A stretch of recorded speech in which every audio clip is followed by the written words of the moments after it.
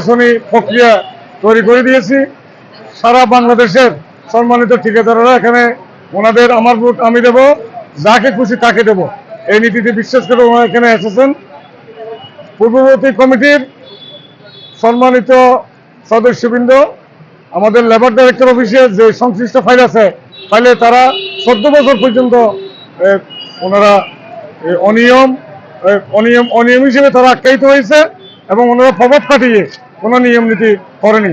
আমরা আল্লাহর রহমতে আপনাদের দোয়াই এবং বিশেষ করে সাংবাদিকরা জাতির বিবেক, আপনাদের সার্বিক সহযোগিতায় প্রথমবারের মতো মানে গোপন ব্যালটের মাধ্যমে নির্বাচন অনুষ্ঠিত হচ্ছে।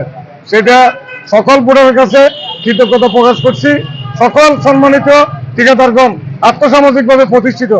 বাংলাদেশ খাদ্য পরিবহন ঠিকাদার সমিতি একটি নন পলিটিক্যাল অর্গানাইজেশন। ইনশাআল্লাহ আমরা নির্বাচনী ইশতেহার